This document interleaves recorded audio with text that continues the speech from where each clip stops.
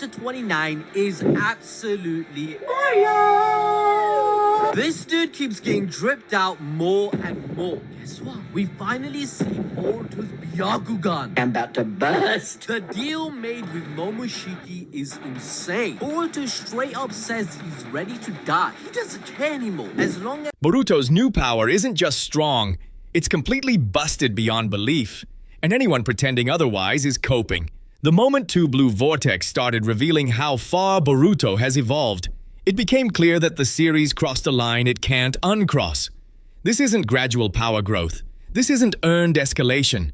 This is the Naruto universe handing the keys of reality itself to a teenager and hoping fans don't ask too many questions. Let's start with the elephant in the room. Boruto is no longer just Naruto's son with good genetics. He's an Otsutsuki-adjacent anomaly fueled by a hostile god living in his body.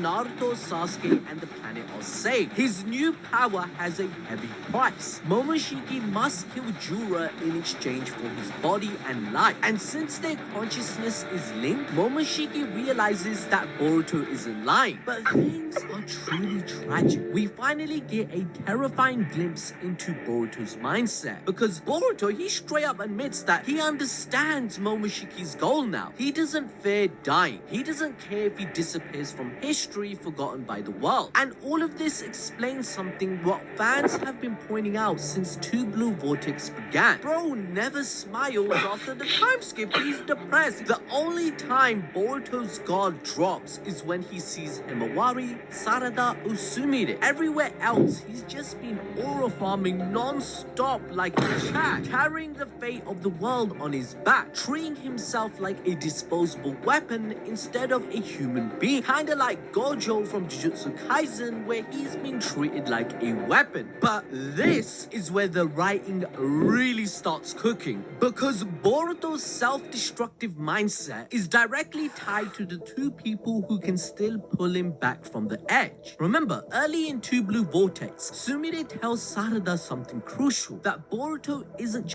just fighting enemies, he's isolating himself on purpose. She states, "Do you really think he likes having to keep things from us? Has there been a moment where you've reflected on his pain?" And at the time, Sarada doesn't understand, but later she apologizes, realizing Sumire was right after accepting love is what she felt. Sarada can't help but worry about him all the time. That means if they stay quiet and don't confront their feelings with him, Boruto will keep choosing a future where he dies for everyone else. The Momoshiki deal alone would have been enough to break the series, but the implication of a new or evolved Byakugan pushes this into absurd territory. Boruto isn't just borrowing power, he's becoming something fundamentally different from anything the Naruto world was built to handle. What makes this worse is how casually the story treats it. Naruto spent years earning his strength through suffering, loss, and failure. Boruto skips straight to cosmic tier relevance because the plot demands it. Fans argue that Boruto trained during the time skip, but training doesn't explain reality-warping perception, Otsutsuki-level combat awareness, and near precognitive reactions. That's not skill. That's narrative acceleration on steroids. The Byakugan implications alone should terrify the fanbase.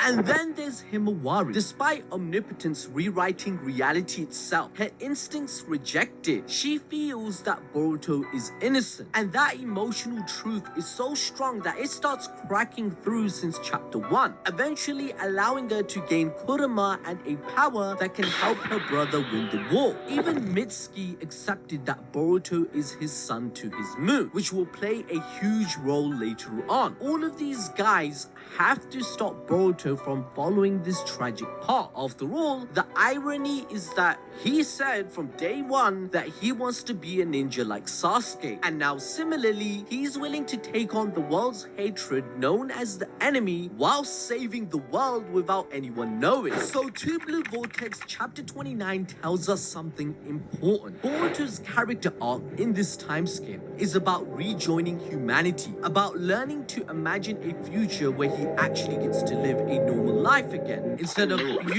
getting the most death flags I've ever seen for a shonen MC. It's pretty much in every chapter. It's about time.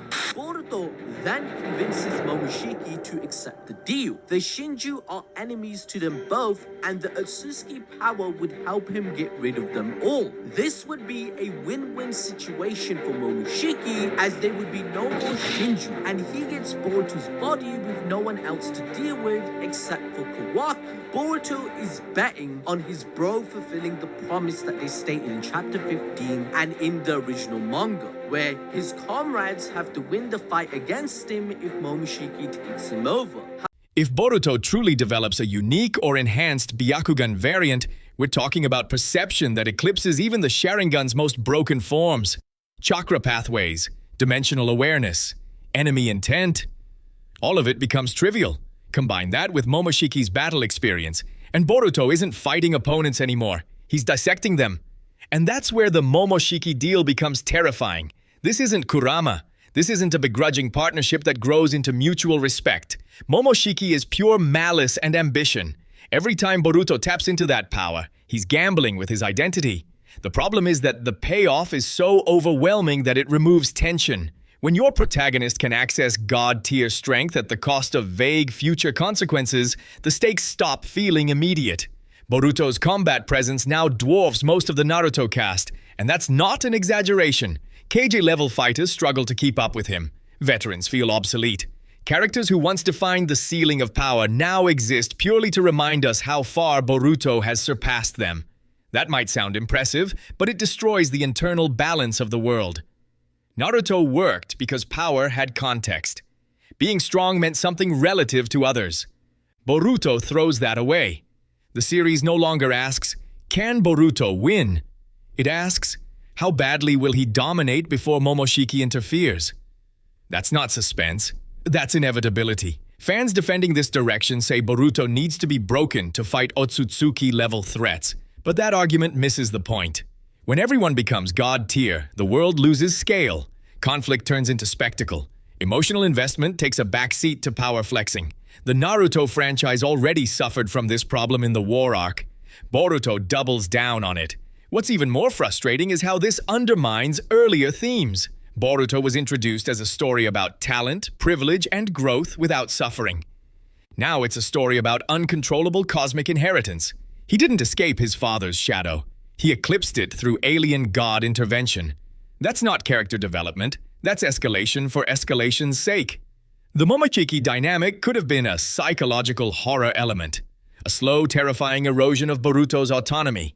Instead, it's increasingly treated like a power-up switch with occasional drawbacks. When consequences are delayed indefinitely, they lose impact. Fans keep saying, "Space. Just wait, it'll pay off." But waiting isn't storytelling. And let's be honest, if this exact power progression happened to Boruto without the Naruto name attached, it would be called generic power fantasy. The only reason it gets defended is legacy bias. Strip away the franchise loyalty, and what you're left with is a protagonist whose growth curve ignores every rule the original series established. The most uncomfortable truth is that Boruto's new power doesn't feel earned. It feels required. The story backs itself into a corner where only absurd escalation can move the plot forward. That's not confidence. That's desperation. Boruto is no longer relatable, no longer grounded, and no longer constrained by the world he inhabits.